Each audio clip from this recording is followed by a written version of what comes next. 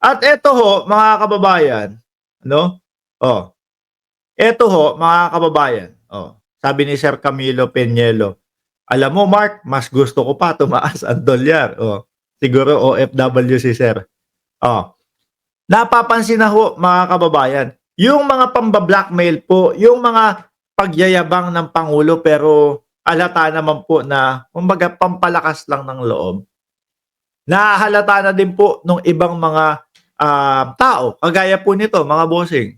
Sabi dito ng Vice Presidente, "Well, mabuti na rin yung mayroong impeachment cases." Kung ako po ang Vice Presidente, mga kababayan, hindi ko hihilingin na magkaroon ng impeachment.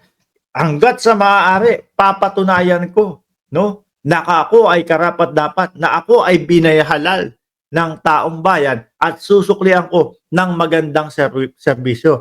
Na ang gagawin ko, sisiguraduhin ko na ni katiting na impeachment ay hindi sasagi sa utak ng sambayan ng Pilipino. Pero kay BP, mabuti na lang daw po merong impeachment. Ito po ang basa ko dito, mga kababayan, nagpapalakas ng loob, no? Nagpapalakas na lang po ng loob, mga bossing. Bakit ho? Ipit na eh. Wala na hong pupuntahan eh. Lahat po ng mga itinatanong hindi na po nasasagot eh. Tinatakasan na lang po eh. Kagaya niyan, yung bagong problema ng Vice Presidente, 'di ba? Merong investigasyon sa NBI sa kanya. Kung ano-ano na lang po yung alibay. May nakarating din ho sa atin na meron silang pa-party para po doon sa mga media na kumbaga Thanksgiving party po sa mga media. At kailan po? 11:00, kung hindi ako nagkakamali, 11:00 ng umaga sa petsa ng 11 ng Disyembre. Kaparehas ho ng petsa nung pagpapatawag sa Vice Presidente sa NBI. Malamang sabihin, "Ay, hindi po kami makakadalo." Which is, sinabi na din po ng Vice Presidente. Isa sa nakikita ko kung bakit hindi dadaluhan ng Vice Presidente yan. Kasi po, doon sa liham nila, mga kababayan, ang sinasabi, pag-attend namin sa 11 ng Disyembre, bigyan nyo kami nung kumpletong kopya nung kanilang reklamo. Bigyan nyo kami nung mga itatanong nyo sa amin. Investigasyon, nanghihingi ng advance question. Sinagot po ng NBI. Hindi maaari at imposible namin gawin yon. Kaya ang Vice Presidente, hindi daw sure. Kasi yung day-to-day, yung schedule niya, yung pangmalayuan, hindi siya makapagbigay o makapag-commit. Tapos meron ito na narinig natin na may pa-party daw po sa mga media. Thanksgiving party.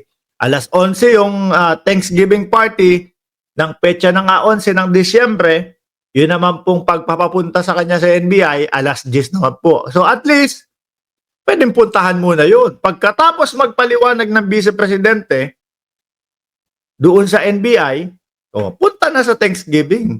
Kaya lang, parang pagkakaintindi ko doon sa huling interview sa kanya, hindi daw no? Tuloy. Well, mabuti na rin yun na mayroong impeachment case para kung anuman yung mga akusasyon nila ay maayos nating masagot.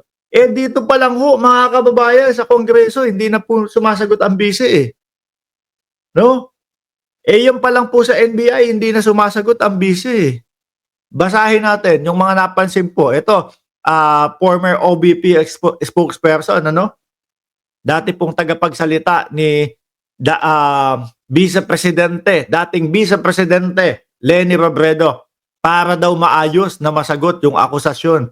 Pero sa investigasyon sa Kamara, hindi humarap. Sa patawag ng NBI, hindi daw dadalo. Nakita nyo ho, mga kababayan, halatado na din po ang Vice Presidente, no? Doon sa Congress, walang sagot. Sa NBI, hindi dadalo. Tapos okay na din po. Dapat sa Congress pa lang, dapat diyan pa lang sa NBI. Sagutin mo na para hindi na umabot sa impeachment, doon mo pa sasagutin. 'Di ba? At least pag sa Congress ka sumagot, maliwanagan na yung mga congressman, maliwanagan na yung sambayan ng Pilipino, maliwanagan na lahat ng tao sa Pilipinas na tama nga yung ginawa ni BP Sara. Doon pa lang tapos na, putol na yung problema mo sa maliit pa lang. Hindi na aabot ng impeachment, 'di ba? Kaya nahahalata po 'yan, mga kababayan, at nasasabi natin, ako, palakas loob na lang 'yan. O bukod pa ho diyan, mga bossing, si dating Senador De Lima, ayan din, the observation of Congressman Adjong on the House inquiry on BP Sara misuse of confidential funds, no, can be reduced to one conclusion, systemic plunder. Aray ko po. Mula pa lang sa paghingi ni BP Sara ng confidential funds, malinaw na ang intensyon niya ay gamitin ito sa pansariling interest. Baka nga ganun, mga kababayan. Bakit mas matalino ka pa kay Sara na isang attorney? Masasabi ko talaga yan. Kasi ako na-i-explain ko, yung Vice Presidente hindi ma-i-explain, Maxi Ford. Pwede nga natin sabihin, mas matalino pa si Frozen Soul sa Vice Presidente. Pwede nga po natin sabihin, mas matalino pa si Janelle Van der Heijst, mas matalino pa yung mga sumusuporta sa gobyerno kaysa kay Vice Presidente. Dahil na ipapaliwanag na maayos, naiintindihan na maayos. O, di ba? Hindi porket Vice Presidente yan, matalino yan. Aba, kung matalino siya, hindi siya aakto doon sa ginawa nilang press conference. Doon naka-live. Di ba? Hindi aakto ng ganyan yan. Hindi magsasalita yan ng may inutusan na ako. Ipapategi si Martin Romualdez, ipapategi si First Lady Lisa Marcos, ipapategi ang Pangulo. Hindi siya aabot sa puntong gano'n kung matalino ang Vice Presidente. O ngayon, pinagpapaliwanag. hindi makapagpaliwanag. Ano tawag mo dyan? Matalino.